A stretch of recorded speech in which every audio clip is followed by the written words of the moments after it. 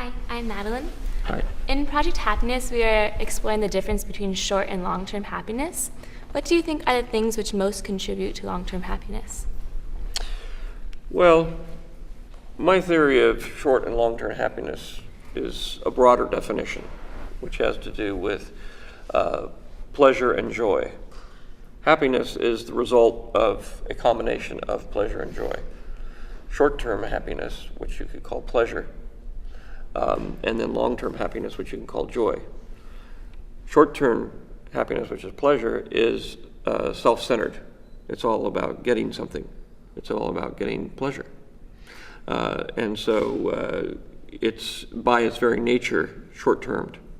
And it's by its very nature, it's additive, which means that if you do something once, say you buy a car, the first car you buy is fantastic. It's an amazing experience. You get this thing. The second time you buy a car, it's not so amazing. So you have to buy a bigger, fancier car in order to get the same experience as when you bought your first car. And it just keeps going down until you have, 6 yachts, 12 airplanes, and 50 cars. And even then, that experience with those will not equal the first experience you had. So trying to extend pleasure into a long-term relationship thing won't work. It just can't. Pleasure cannot, by its very nature, be long-term. It's short-term. And, it's a little spike that goes through your life and it makes things better, and there's nothing wrong with pleasure.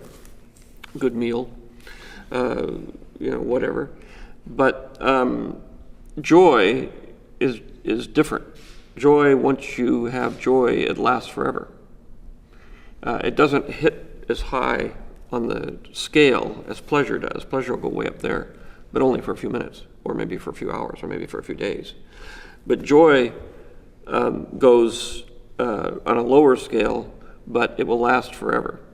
And joy is as the opposite of the passion of and the self-centeredness of pleasure is compassion, giving, helping other people.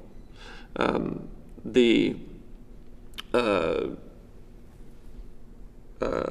issue of joy really has to do with taking care of other people and doing things for others rather than for yourself.